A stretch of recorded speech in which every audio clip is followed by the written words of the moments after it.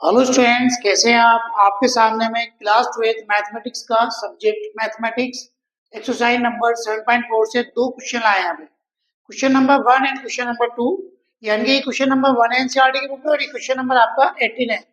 तो question number 18 बहुत important है और ये रेशनल नंबर्स होता है, इसको हम सिखाएंगे इसको मेथड कैसे होता है। पहला वाला क्वेश्चन बहुत सिंपल है, हम सिंपल तरीके से इसको देखने वाले हैं। इस क्वेश्चन को देखिएगा, पहला क्वेश्चन है आपके पास i इक्वल्स टू, इसका सोल्यूशन करेंगे हम। i equals to integration 3x² upon x power 6 plus 1 into d x. अधिक हम ऐसा लेट करना चाहेंगे, यानी कि एक्सप्रेशन बनाएंगे जो इसका डिफरेंशियल करने पर ऊपर वाला नंबर आपको ऑब्टेन हो जाए। देखिए स्टूडेंट्स, हम इसको कैसे लिख सकते हैं।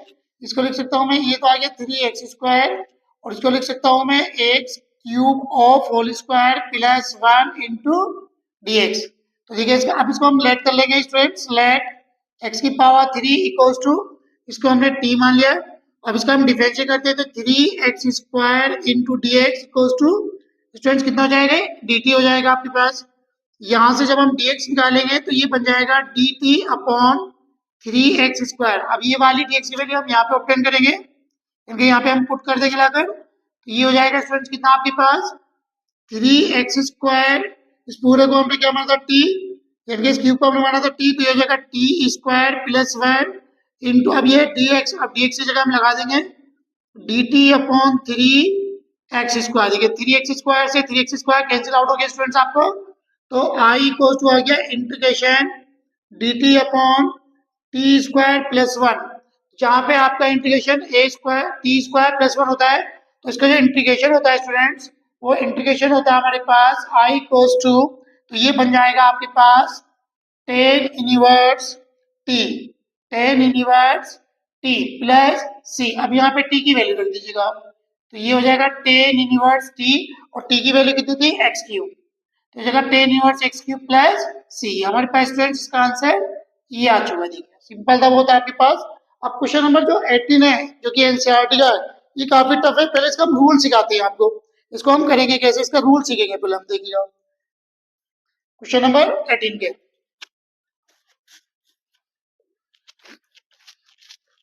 देखिए स्टूडेंट्स क्वेश्चन नंबर 18। सबसे सपोज करिए कि कोई फंक्शन हमारे पास टाइप से इंटीग्रेशन में दे रखा है, और ये दे रखा है px plus Q upon ax² plus bx plus c into dx। अगर ये आपको दे रखा है इस टाइप से, यानी कि ऊपर का फंक्शन कैसा है आपके पास, लीनियर फंक्शन होना चाहिए और नीचे एक क्वाड्रेटिक फंक्शन होना चाहिए। तो हमें क्या करना है, हमें सबसे पहले ऊपर की वैल्यू फाइंड करनी होती है स्टूडेंट्स। तो हम px प्लस के q को लेंगे और यहाँ लिखेंगे a और d अपॉन dx, और नीचे वाले को हो जाता है differential ax² plus bx plus c, और यहाँ पे प्लस के b हो जाएगा आपके पास r। अब यहाँ पे हमारे पास हो जाएगा px प्लस के q। अब इसका डिफरेंशियल कर देंगे, तो इसका डिफरेंशियल कितना हो जाएगा, 2ax, और ये था plus k B x plus सी। तो ये आ जाएगा बी कॉन्स्टेंट का हो जाएगा 0 प्लस के बी हो जाएगा आपके पास।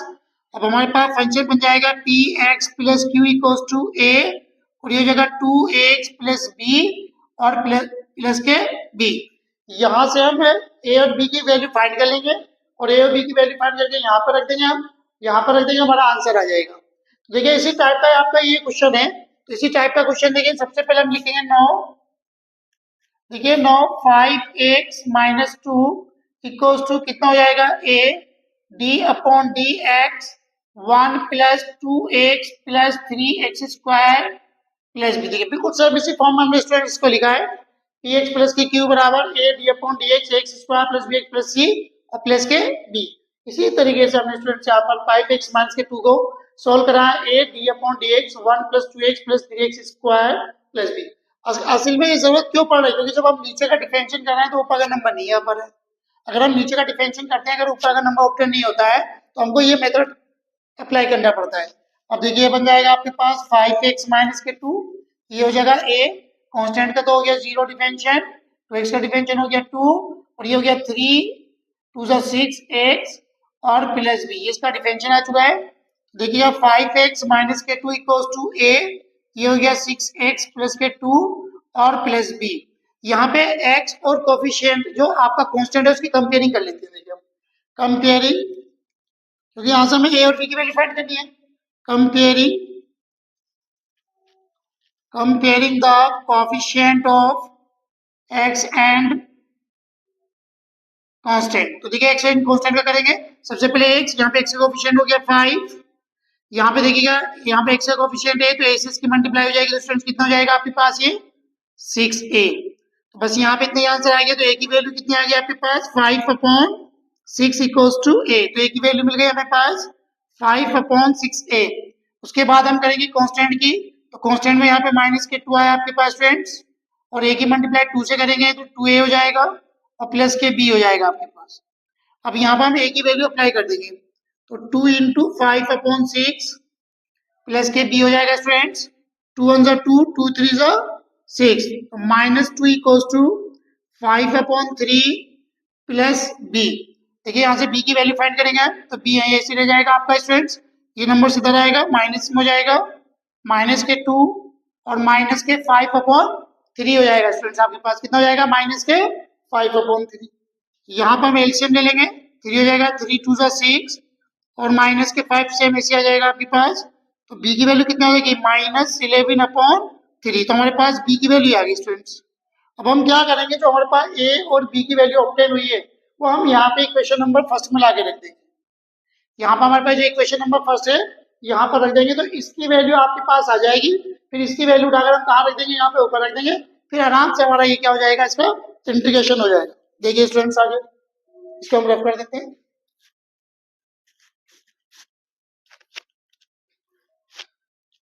देखिएगा अब हम a और b की वैल्यू फर्स्ट में रख देते हैं आगे। देखिएगा तो हमारे पास फर्स्ट इक्वेशन ये 5x माइनस के 2 इक्वल टू a की वैल्यू स्टूडेंट्स कितनी है 5/6। तो ये आ गया हमारे पास कितनी 5/6 और ब्रैकेट में हो जाएगा आपके पास कितना 6x प्लस 2 ये आ गया प्लस b की वैल्यू कितनी है -11/3। जब मैं b की वैल्यू स्टूडेंट्स हम यहाँ पे रखें तो कितना हो जाएगा -11/3 हो जाएगा, -11/3। अब इसकी वैल्यू आप यहाँ रखेंगे स्टूडेंट। देखिएगा तो i इक्वल्स टू ये हो जाएगा इंटीग्रेशन इस 5x माइनस 2 की वैल्यू कितनी आ गई आपके पास 5/6 6x प्लस 2 -11/3 और पूरे का अपॉन कितना है आपके पास, ये हो जाएगा 3x² प्लस के 2x प्लस 1 इंटू dx। अब हम क्या करेंगे स्टूडेंट्स, इसके पार्शियल फैक्टर कर लेंगे। देखिएगा तो i इक्वल्स टू 5/6 तो हम बाहर कर लेंगे 5/6 और ये हो जाएगा integration 6x plus 2 upon 3x² plus 2x plus 1 into dx। अब इसको कर लेंगे अलग -11/3 integration dx upon 3x² plus 2x plus 1। देखिए आ गया।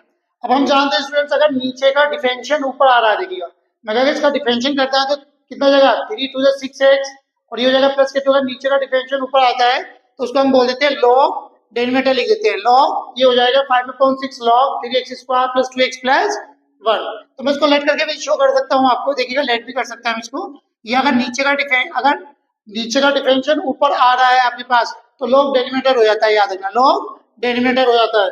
हम इसको डायरेक्ट लिख सकते हैं i इक्वल्स टू 5/6 क्योंकि नीचे का डिफरेंशियल ऊपर आ रहा है आपके पास तो 3 2 6 प्लस के 2 तो ये हो जाएगा आपके पास log 3x² plus 2x plus 1 फिर -11/3 इंटीग्रेशन dx अपॉन।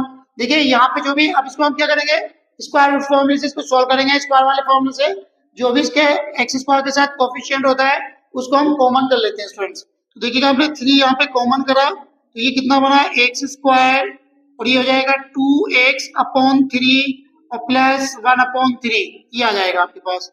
तो ये आपके पास आ गया 5/6, ये आ गया log 3x² plus 2x plus 1 -11। तो इसके अंदर मल्टीप्लाई कर देंगे 3 3 9 हो जाएगा इंटीग्रेशन dx अपॉन इसको पहले हम क्या करेंगे, देखो उससे हम ऐसे लिख देंगे x² plus 2x plus 3 plus 1/3। अब स्क्वायर मेथड तो इसके x को हम क्या करते हैं 2 से डिवाइड करते हैं। x को हम 2 से डिवाइड करेंगे, जो भी x का कोफिशिएंट होगा उसको 2 से।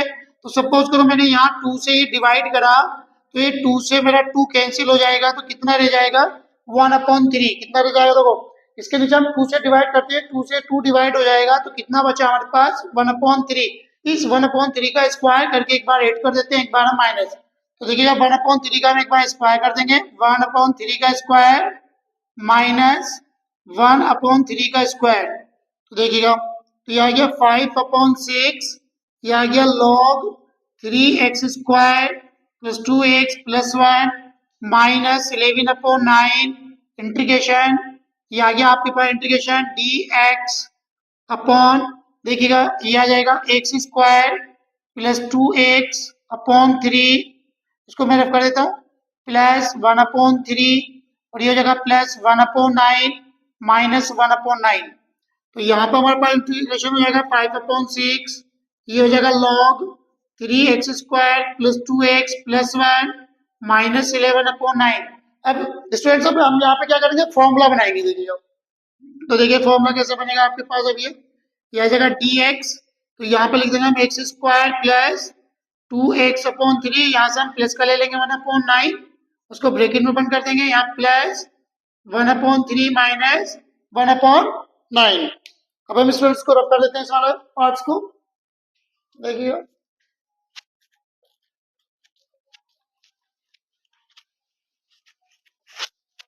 देखिए स्टूडेंट्स, अब यहाँ पे देखिएगा तो ये आ गया आपके पास 5/6 log 3x square plus 2x plus 1 और माइनस 11/9।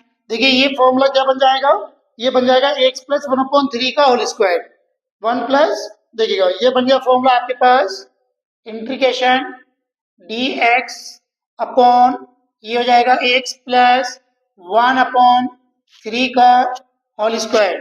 अब देखिए यहाँ पे देखिएगा एलसीएम लीजिएगा, एलसीएम कितना जाएगा इसका, एलसीएम आ जाएगा इस 9, इसका एलसीएम आ गया 9, तो 3 3 9 माइनस के 1, तो ये बन जाएगा आपके पास 5/6 log 3x square plus 2x plus 1। सही है स्टूडेंट्स, माइनस 11/9 इंटीग्रेशन, ये हो जाएगा dx upon x plus 1/3 of whole square. तो यहाँ पे प्लस के कितना बचा, 3 माइनस के कम टू 2/9 आ चुका है हमारे पास।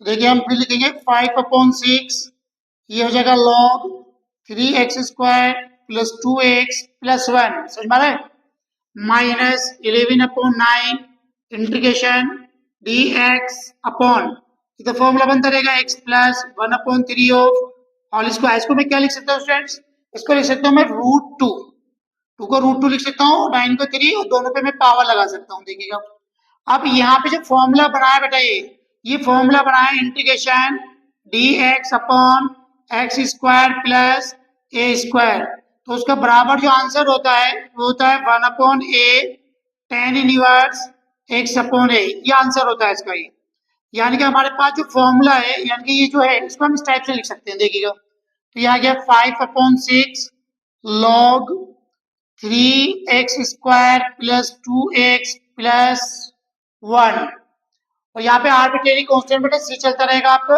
आर्बिट्रेरी कांस्टेंट c, सब जगह हम c लगा देंगे यहाँ पर, ये लास्ट में आर्बिट्रेरी कांस्टेंट c हो जाएगा, आपको सब जगह c लगा देंगे आप। ये देखिए सब जगह प्लस का c कर देंगे आप, ये यहाँ पे आ गया माइनस 11/9।